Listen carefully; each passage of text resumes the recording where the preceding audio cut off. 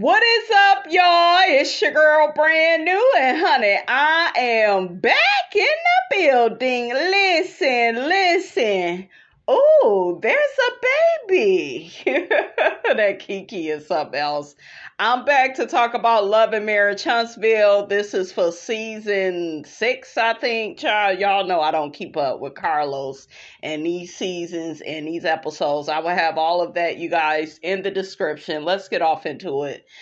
We got Miss Tiffany Whitlow. Okay, her cowardly ass, she comes in with baby Ace as a distraction. Okay, as Tiffany done talked more shit than a little bit about everybody on the show, especially Kiki. She done made all these Karen statements about Kiki. Now she comes in and serves rockabye baby. Feel sorry for me. Don't beat my ass, Kiki. Okay, I don't want it with you, sis. So, yeah, she can't hit me if I got my baby with me. That's what Tiffany was thinking. The ghetto. I've been waiting to confront Tiffany. She been talking a lot of stuff behind my back. Today, we gonna settle the score. So Stormy starts by telling Tiffany that she felt like the interview she did with Carlos King was a bit too much, okay? She was saying a lot of reckless stuff. And Kiki didn't like what she said either. You know, I saw the Carlos interview, and you know that it seemed like most of it was about me.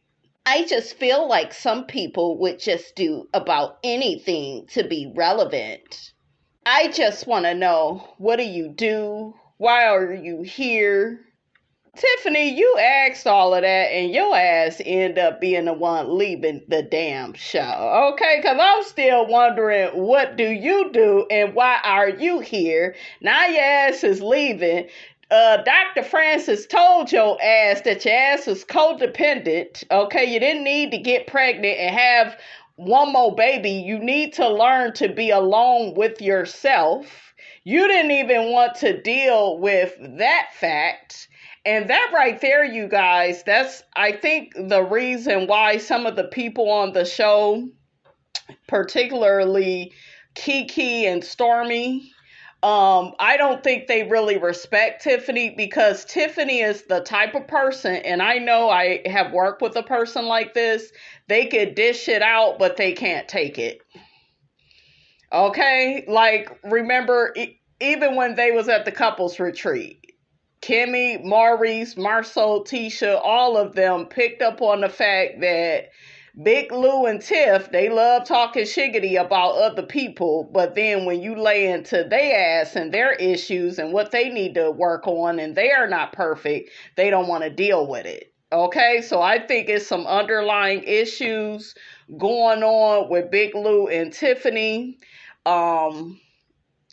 They are going to be taking a break from the show. What do you guys think of that? Are you happy about that? I feel like Tiffany is too messy to stay off the show, so trust and believe she will be coming back. But my thing is, will Big Lou continue to be her husband? Because I do like them together, but I want them to get more mature and more like accountable. Okay, look, more transparent. Okay, so hopefully, you know, they do some work on themselves. They probably won't, right?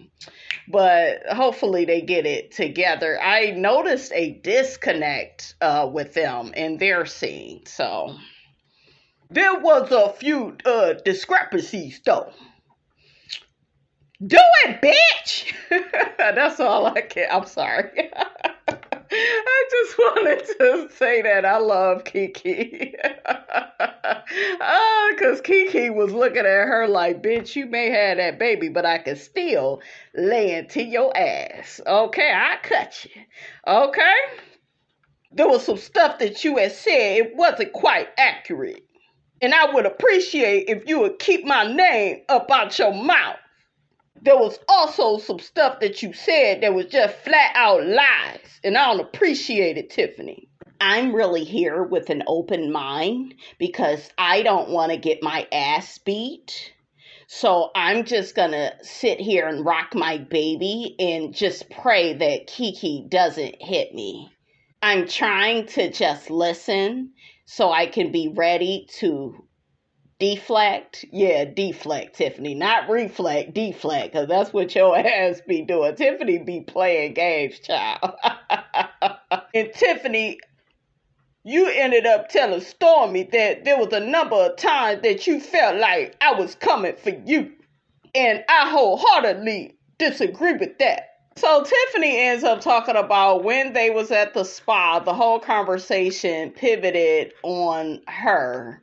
But Tiffany, this is where you need to mind your business, and just like a tampon, you need to stay wrapped up. Was that Malaysia that said that down to the basketball wives? Put it in the comments. Tiffany, you judged Kiki from day one, you and Stormy, based on how she treated Latisha. And to wrap up this scene, you can't get upset with somebody that they are not loyal to somebody. And this is what I keep trying to preach and teach to you all about control. People are obsessed with being controlling. And I could get when it's your life and your family, like I can kind of understand that, but when you want to control like how somebody reacts and responds to somebody, that has nothing to do with you.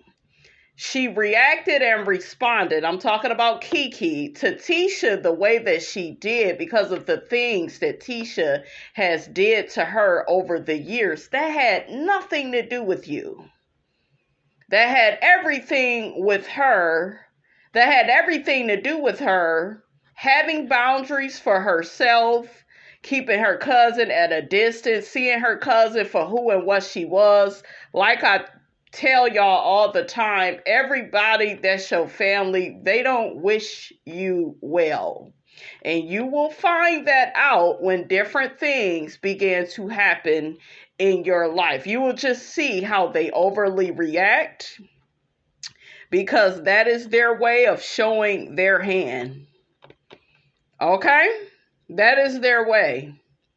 So I just felt like Tiffany felt like Kiki should treat Tisha the way she would. But see, we have to remember that we all are different people. I'll never forget I was working at a job and I was treating everybody a certain way at that job for a reason, right? Rightfully so. That's my right. I have the right to have boundaries. But see, when you are in a toxic environment, toxic people feel like boundaries are disrespectful and it's not nice. You're not being nice. That's why till this day, you guys, if somebody calls me mean, it just really rolls right over. And for a lot of reasons, like I will not trust that person because to me, you're trying to control me and make me into you. I'm not you. I'm not going to respond and act like you. But I'll never forget at this job, this man that I was always cool with, he began acting differently towards me. And then it came out in a conversation. He was acting different towards me because he found out how I was treating the people at work. I wasn't really speaking to a lot of people. And there was a reason for that because everybody decided to, try to get me in trouble all the time. And I don't play that game. Okay, y'all know I'm about my business. Okay, I'm about my point. So he made a situation that had nothing to do with him. He internalized it. And because he had a great need for control, this man was very controlling. And then I'm a woman. So he's one of those people where, oh, she's a woman. I need to be telling her what to think, how to feel. So, yeah, he had a whole attitude with me. Oh, I speak to everybody and that's the right thing to do. That's you. And you don't know what the hell these people have did to me to make me respond and react the way that I am doing. See, we have to respect people. and their boundaries and their choices, because you don't know why she's doing that. And both her and Stormy, they have been eating their words. I think Stormy now knows, Kiki is cool, right? I could trust her. She seems like a reasonable person. So, child, Tiffany wanted to hurry up and make up with Kiki. Okay, because she knew her punk ass was leaving the show. Okay, we just gonna lay it out like that. So Tiffany ended up admitting to the fact that she was not clear on the history that Tisha and Kiki has had. I like that she admitted that. And I like that she admitted that she misjudged Kiki, because Kiki was like, you could go talk to some other people and they'll tell you I'm the greatest person in the world. And I'm so glad that Kiki said that like that, because guys, people that are kind to us, that are respectful to us, and we give them that same energy, they're gonna like us. They're gonna have good things to say about us. But yeah, toxic, negative people like Latisha, honey, like, of course they ain't gonna like us. Of course they gonna try to make it look like we a crackhead. I know a crackhead when I see one, honey. That's how Marcel and Tisha is trying to make Kiki look. Okay, we will deflect, we will distract, we will lie. Okay? And if people do that with themselves, they'll do it to you in a minute. And that's why they don't like Kiki, because it's like Kiki is coming on this show to expose us. We can't continuously, be the frauds that we are. Okay? And be delusional and playing people's face. Not with a bitch like Kiki around. Kiki got a docile, like... I don't see it for Kiki. Y'all see little baby Ace? Ain't he the cutest? Oh. So next, honey, we got Hook-Headed and Mr. Chris. Look like Hook-Headed then got his ass whooped. Okay, even Chris Fletcher said, I don't know if Sheree whooped his ass, his baby mama, Mel, I don't know. Somebody whooped Martel's ass. Martel gets to talking about he needs some new chairs for his new house. Chris said he's glad that Martel then got, out of them people's house finally. I'm confused. I thought the property was already sold. He keeps talking about he's glad he could put it on the market. So, child, make it make sense.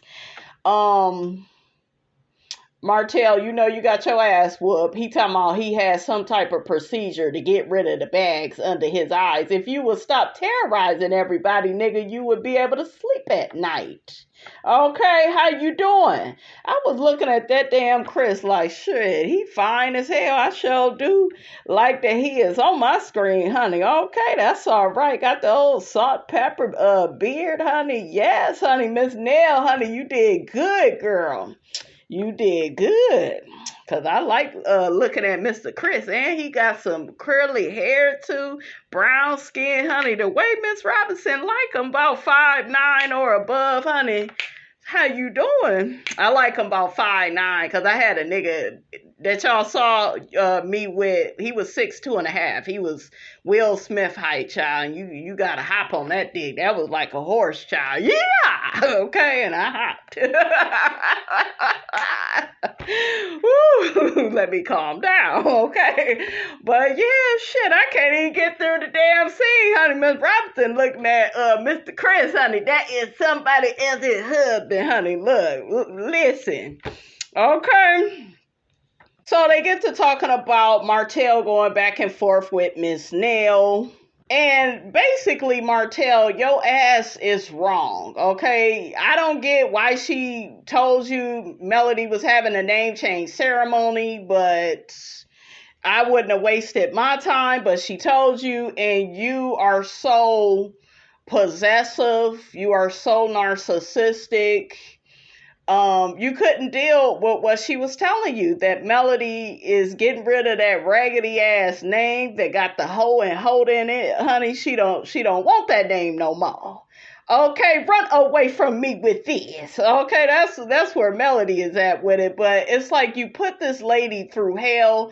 And this is the narcissism of it all, you guys. He has no empathy. He don't get why Mel wanted to go back to her original name. I love that Chris corrected his ass, Hook-headed, because Hook-headed was like, yeah, she done went and got this new name. Chris said, oh, it's not new. I said, come on, Chris, come on. Ooh, Chris said, honey, the ceremony was nice. Martel, honey, was sweating. Looked like he wanted to fight after Chris said all that, honey. But yeah, man, sit your ass down and stop arguing with this man's wife, child, because you can't have it your way. But yeah, he keep trying to throw Melody under the bus. Well, y'all just want to get on me. And this is another way you know he has some type of narcissism going on with him. Because instead of him just taking responsibility and accountability for what he put Mel through, he wants to blame it on her. It's like this whole Jedi mind trick. Oh, well, she was messing around on me. We never talk about her infidelity. Even Chris rolled his eyes and sucked his teeth like, nigga, I don't want to hear that. Because once you done... And... Listen, okay, once you done put a woman through a whole bunch of bullshiggity, unnecessary bullshiggity, a woman that you made your wife and you dog her out, we don't give a damn if she was selling that cootie cat from here to Canada. We don't care. She got every right, honey. She can make her cootie cat a collection plate, honey, if she want to. Pass that motherfucking round, okay? I wouldn't give a damn. See, but Martel knows it's gonna be some stupid women that watch the show and they gonna be like, well, two rights don't make, two wrongs don't make it right. All that dumb shit. Fuck all of that. Motherfucking disrespecting you, you got the rights. Okay, and tell them Miss Robinson told you it's all right. It's not right, but it's okay, cause nigga, I'm gonna cheat on you anyway. Okay, yeah. Shout out to Whitney, honey. Okay, shit. Y'all saw Whitney was over there with Ray J. After Bobby was acting a damn fool. She was like, okay, nigga, I can get somebody younger than you. Okay, it's my prerogative. Okay. Oh, Chris also told Martel about his daughter Lexi and how she ran out. And, she's just upset that materialistically she hasn't received what the others have received. So she trying to act like she's some damn victim that has never gotten any, luxury cars from them or child. So... that's that on that. So next, honey, we got KIMMI and we got Tisha. They go to get their vagina steamed. Okay, I said, oh, child, I may need to take my girl on down there. So KIMMI mentions to Tisha, well, I should have invited all the girls. Here go Tisha. Yeah, it could have been an all-girls trip. No. You ain't gonna do nothing but do a about face, right face, left face. You ain't gonna do nothing, gal, but run up off the scene, okay? What if you think you pregnant? Can you still do this? No, not if you're early in your pregnancy. I just been sick lately. I've been eating all this damn extra sausage and grits and, my soul been having me eat red beans and rice, and, I just been sick and I think I'm pregnant. So KIMMI is just like, didn't Marceau, he had vasectomy, okay? The man got a vasectomy. You ain't pregnant. Well, maybe it just didn't take. Like I've been eating a lot. You've been eating a lot because you got imposter syndrome and the girls are finding out about your ass, okay? Through your cousin, and she tried to act so neutral in the scene, you guys, when it came to Mel, but I saw right through her ass, okay? You was upset that Melody was asking you questions because you don't have an answer for yourself. You can't be the imposter anymore. You can't lie your way out of stuff, okay?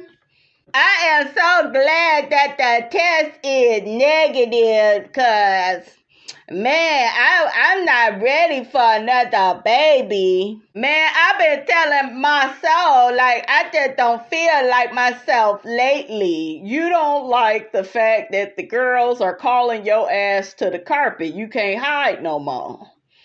Okay? You can't hide no more. She gets to talking about how she want to go back to being what? A homemaker, just going back to being a mom, a stay-at-home mom. She's running. Okay? Running. She's literally sick and tired of trying to copy and paste Melody's identity. She can't do it no more. Okay? She don't have the energy anymore. She's running out of gas. She's on the ropes. Okay? So I'm kind of happy she's talking like this. Now, of course, she's not telling the truth about it, right? She's going about it in a roundabout way. Well, maybe God just trying to tell me that, I got too much stuff on my plate. And no, girl. It ain't what God is telling you. It's how you feel about yourself. You are being found out, and this happens all the time, you guys, with people that have imposter syndrome. Now that everybody know that they full of shit and they ain't about shit because they don't even have any morals or values or decorum about themselves. Like, she's just as ruthless as Martel is. They in all these court cases. They don't give a damn. Okay? They, they still up at the Beyonce concert spending them people money. Okay, they don't care. She get to telling KIMMI, we still renovating the house, and we still working on Scott Manor, and then we in this apartment with the kids, and I just feel so cramped. Yeah. You at a point now where you can't run no more. Okay?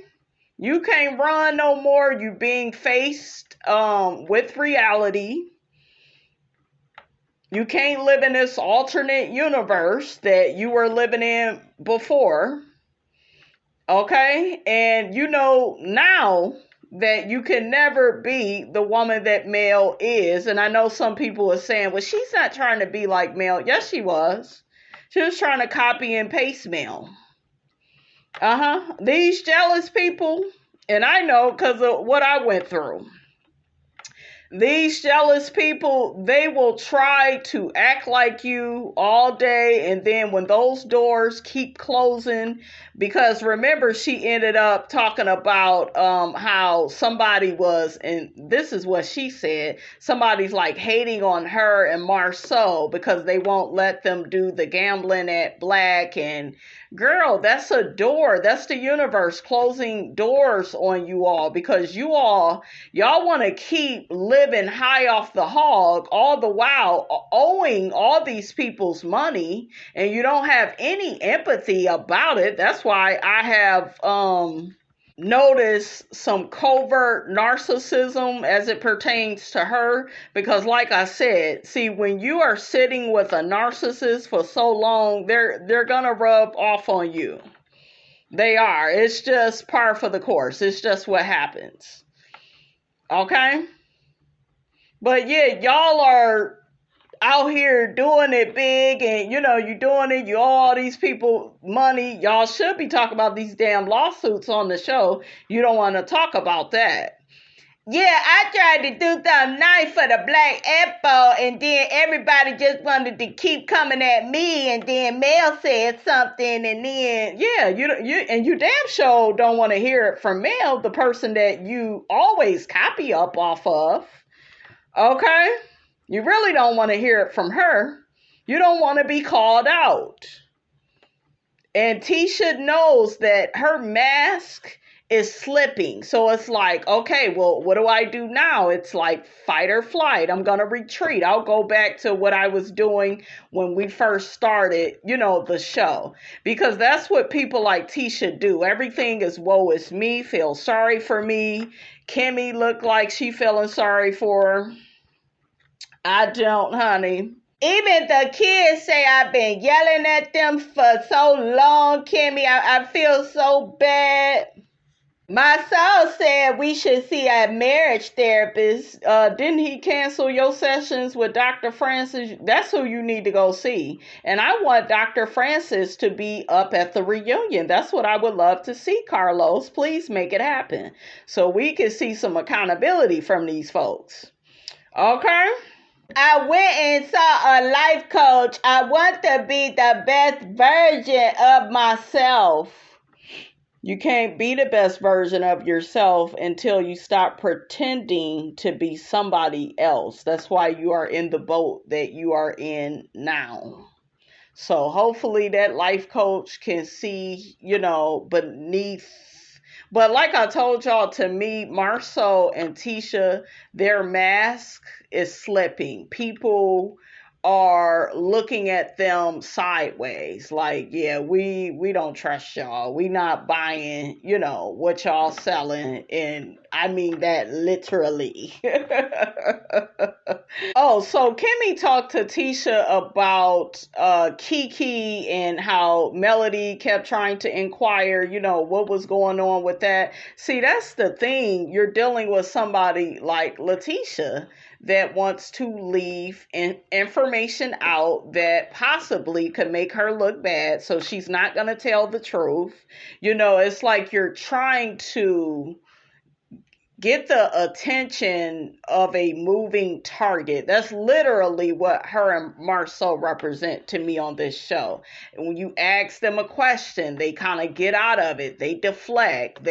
She walks away and plays the victim. And, it's like, girl, you are exhausting. I just felt like Mel was like digging for more detail. Like, give me more.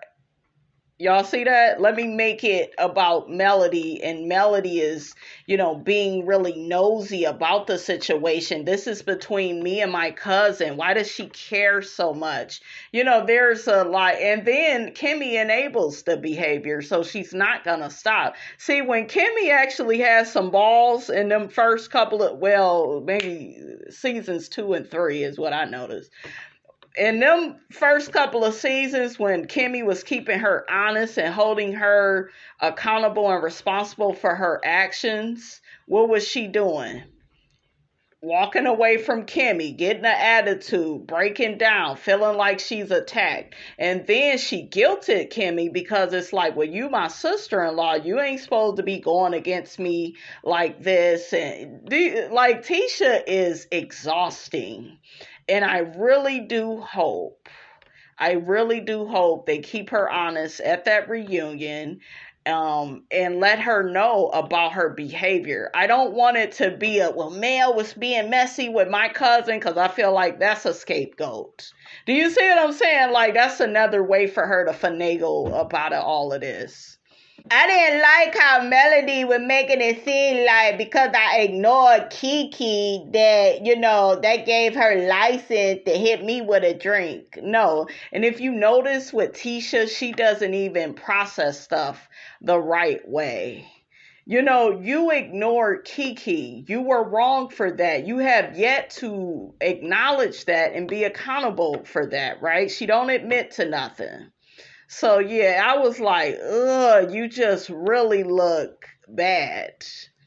So KIMMI brought up what Melody said about Tisha. She feels like Tisha switched up on her after Melody was trying to give her some feedback about the Black Expo. And remember, Tisha got smart with Melody. She was very dismissive, very flippant. Now, meanwhile, at the same damn meeting, Stormy is calling your man a bitch, but you didn't say shit about that.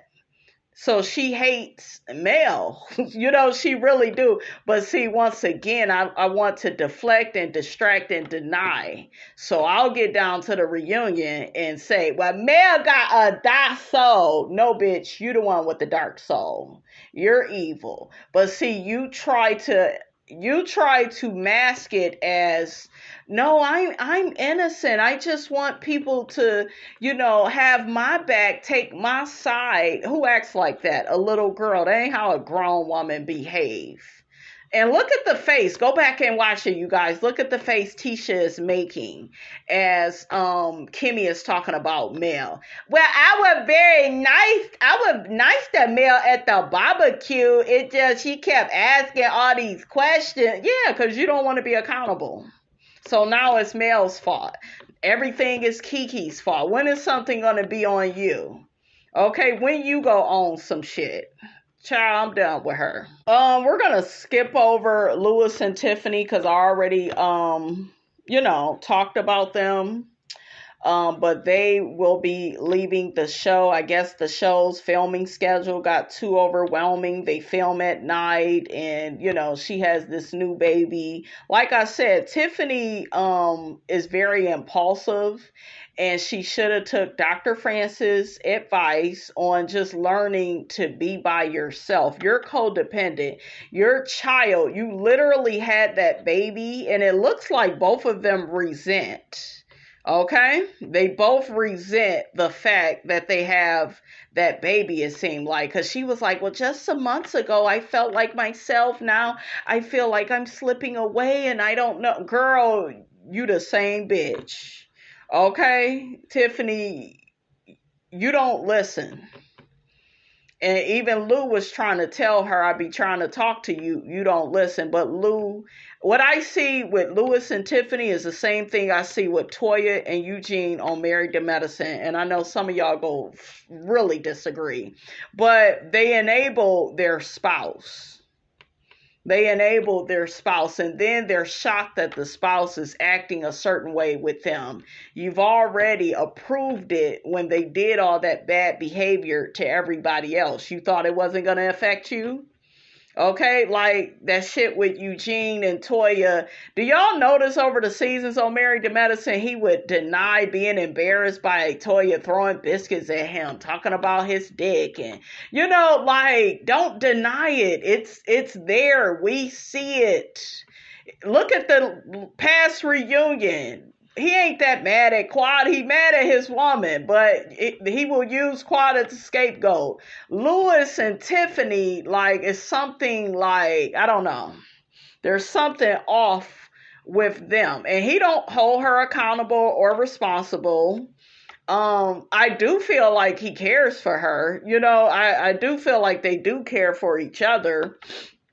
But it's just they're not willing to admit what's really going on with them. But they can see it so clearly with other people. That's a problem, guys. Okay? So, yeah, I felt kind of bad for the baby because I'm like, your mother is a dingbat. You didn't want another baby. You should have known that you're going to have what? There's a possibility you can have some postpartum. I guess that's what she's going through now. But I'm done with Tiffany and Big Lou. Let's get to Mr. Chris and his son. Basically, in this scene, his son talked about how he has not spoken to his mother. Big Chris told him that that's unacceptable. Your mother loves you. We haven't heard from you since the dinner. He keep talking about he want his damn dogs back. Chris said you do understand why she had to take the dogs. It was a very touching scene. I guess the son is dealing with some depression. He don't sleep at night. Chris says that he will never be too busy to not be there, for his children. And he had a tear. And, I really felt this scene, and I really like the realness that the Fletchers are bringing to this show. I love seeing a nice looking, clean black man, honey, take care of his wife and his children. It's amazing. Okay. All right, you guys, that's all I have to say about all of that, honey.